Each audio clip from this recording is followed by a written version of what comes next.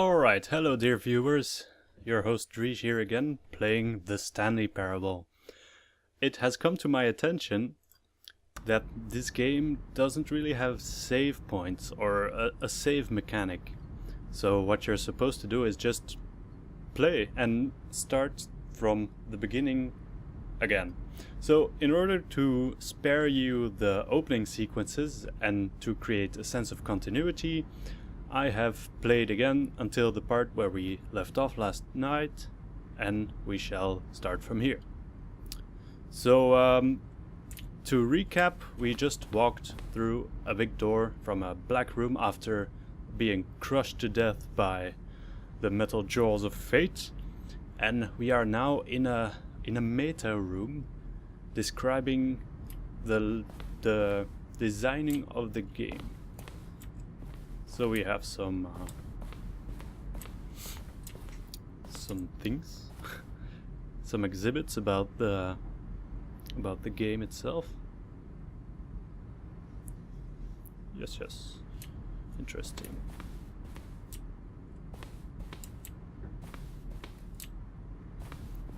The office.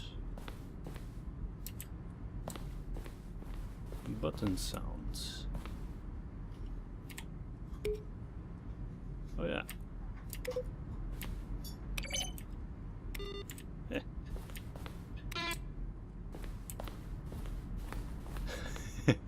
And we have the credits.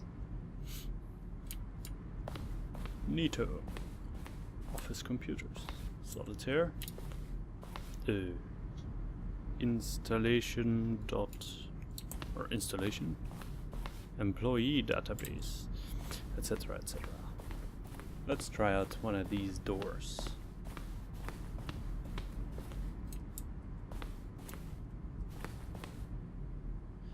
Early version of the maintenance room.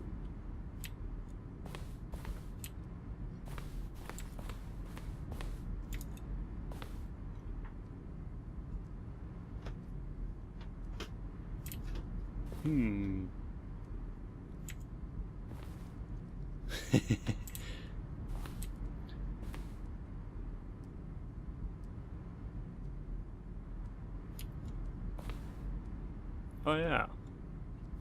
So it's all about the game's development. And here we have what? There. What is the difference between a duck? Yes. So what are these? Narrator emails. After the second trailer was out, huh.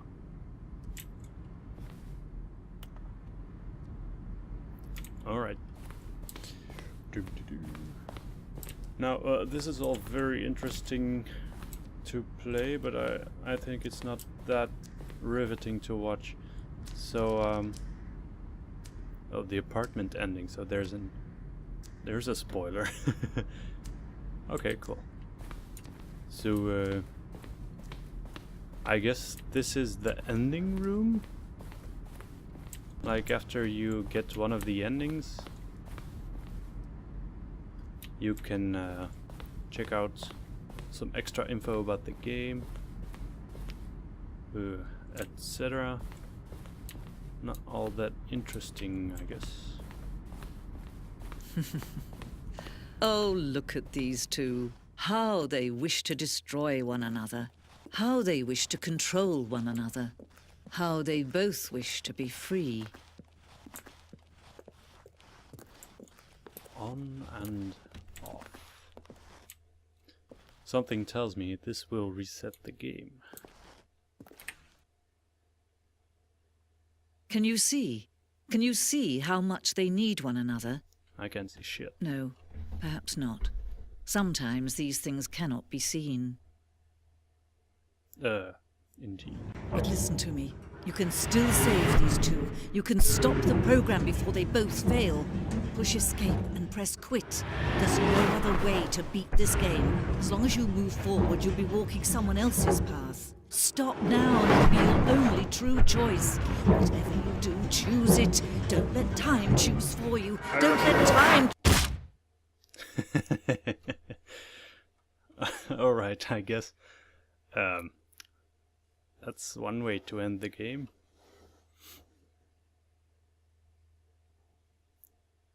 So yeah. Pitch black. I guess this is where we press escape and begin the game again.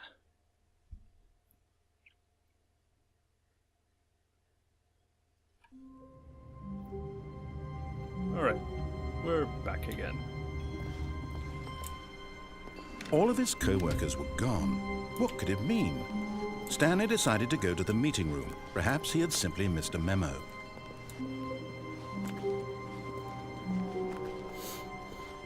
Yes, we've seen this. When Stanley came to a set of 2 open doors, he entered the door on his left. Yes, sahib.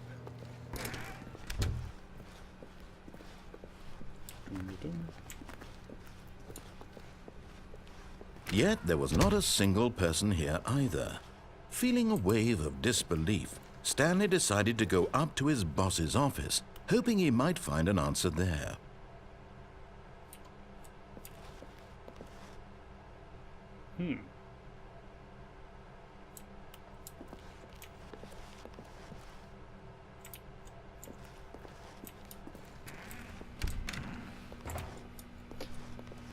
Stanley stepped into the broom closet, but there was nothing here, so he turned around and got back on track.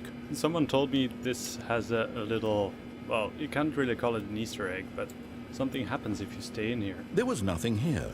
No choice to make, no path to follow, just an empty broom closet. No reason to still be here. So,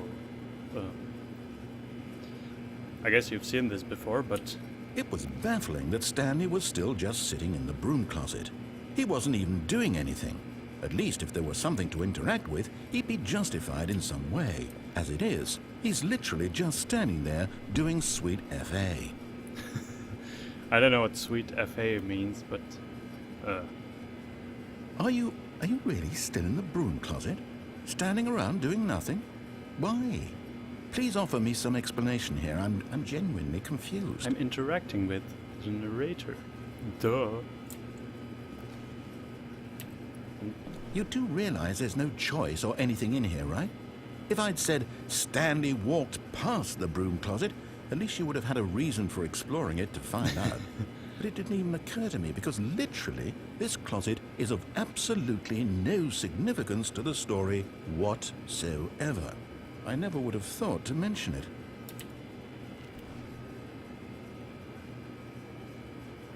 Maybe to you this is somehow its own branching path. Maybe when you go talk about this with your friend, you'll say, "Oh, did you get the broom closet ending? The broom closet ending was my favorite." I hope your friends find this concerning.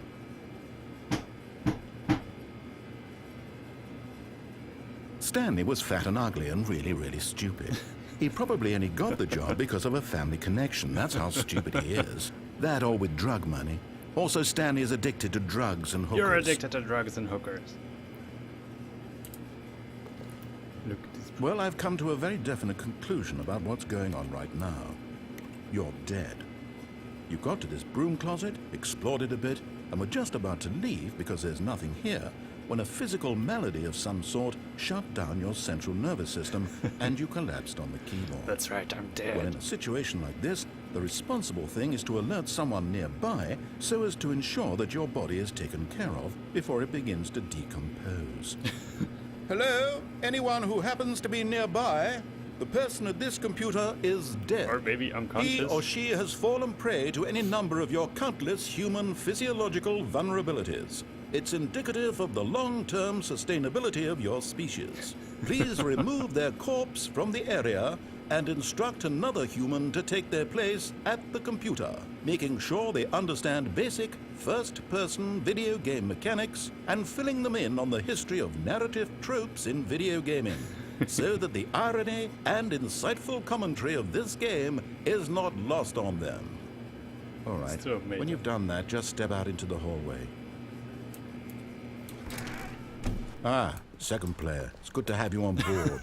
I guarantee you. Coming to a staircase, Stanley walked upstairs to his boss's office. So the boss's office. Oh. Didn't see this before. Time magazine. It's funny because it has time. Why would you shoot? Business strategy. Pinball. Going up.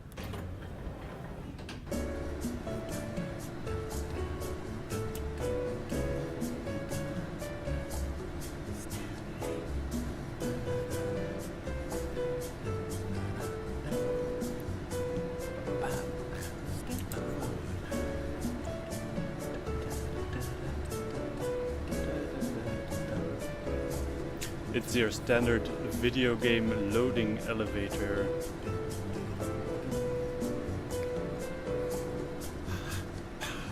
Yep.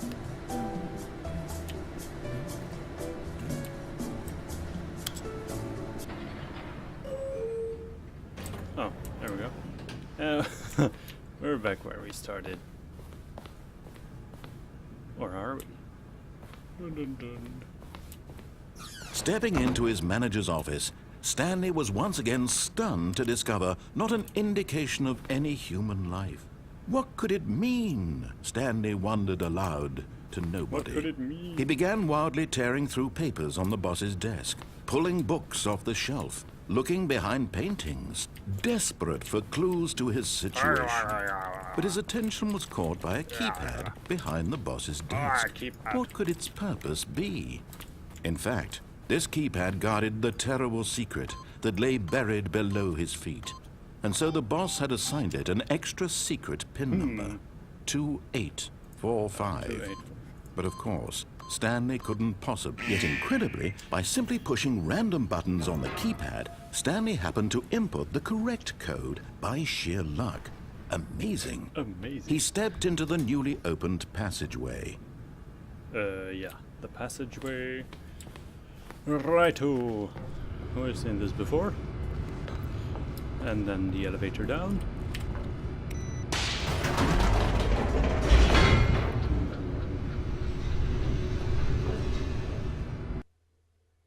And loading. We're in the basement again. Stanley walked straight ahead through the large door that read Mind Control Facility. So last time we went nya, so now we will go mya. Mind control.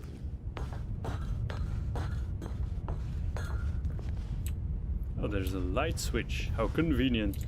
What's on the paper? Random numbers. The lights rose on an enormous room packed with television screens. What horrible secret did this place hold? Stanley thought to himself. Dun, dun, dun. Did he have the strength to find out? Oh, cool. Didn't see that one before. So these are microwaves? Still numbers. Oh wait, cool. Now the monitors jumped to life, their true nature revealed. Each bore the number of an employee in the building, Stanley's co-workers. The lives of so many individuals reduced to images on a screen, and Stanley, one of them, eternally monitored in this place where freedom meant nothing. Dun dun dun! Super dramatic. The elevator button. This mind control facility, it was too horrible to believe. It couldn't be true. Had Stanley really been under someone's control all this time? Was this the only reason he was happy with his boring job? That his emotions had been manipulated to accept it blindly? Yes. No. He refused to believe it. He couldn't accept it. His own life in someone else's control? Never. It was unthinkable. Wasn't it? Was it even possible? Had he truly spent his entire life utterly blind to the world? Perhaps some jiggers. But here was the proof. The heart of the operation. Controls labeled with emotions. Happy, or sad, or content. Walking, eating, working. All of it monitored and commanded from this very place. And as the cold reality of his past began to sink in, Stanley decided that this machinery would never again exert its terrible power over another human life. For he would dismantle the controls once and for all. I want to push this. Let me push this. Arr. Don't give people big red buttons and know where to push.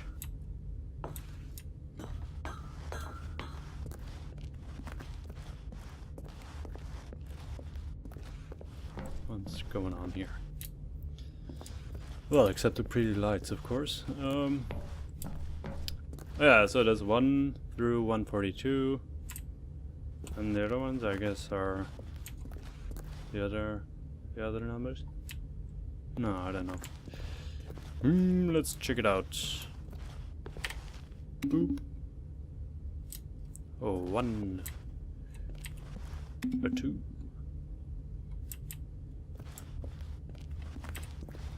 Close.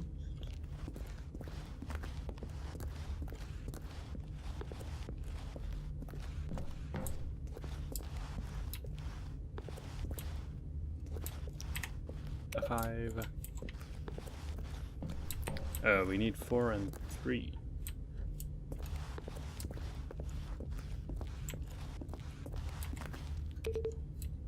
So 4. Button number 4. Oh, there it is. Right on top. Although I am guessing this is a red herring.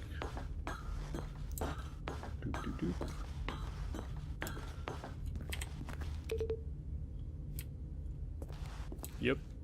Right, so I'm not gonna waste any time pressing buttons that probably don't do anything.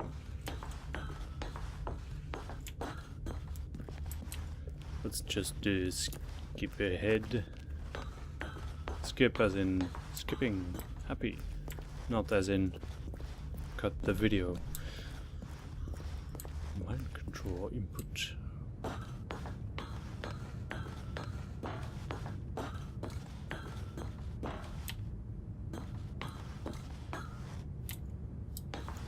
And when at last he found the source of the room's power, he knew it was his duty, his obligation, to put an end to this horrible place and to everything it stood for.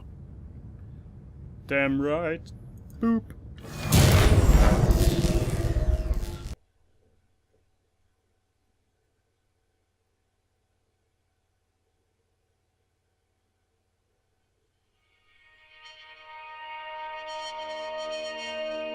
Ending.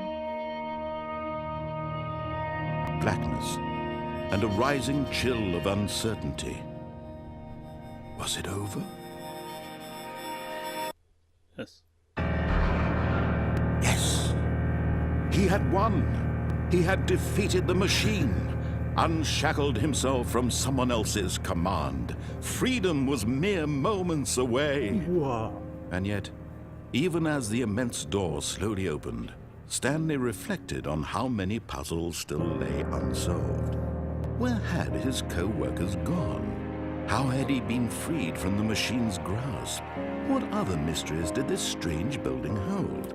But as sunlight streamed into the chamber, he realized none of this mattered to him, for it was not knowledge or even power that he had been seeking, but happiness. Perhaps his goal had not been to understand, but to let go. No longer would anyone tell him where to go, what to do, or how to feel. Whatever life he lives, it will be his. And that was all he needed to know. It was perhaps the only thing worth knowing. Stanley stepped through the open door.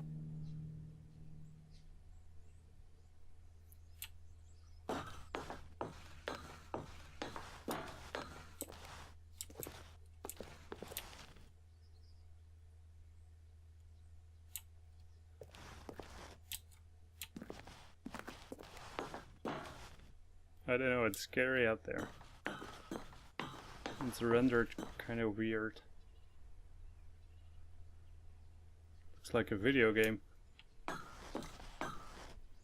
Stanley felt the cool breeze upon his skin, the feeling of liberation, the immense possibility of the new path before him. This was exactly the way, right now, that things were meant to happen.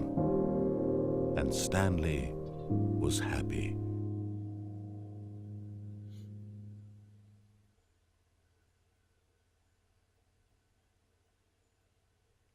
Achievement unlocked. Beat the game.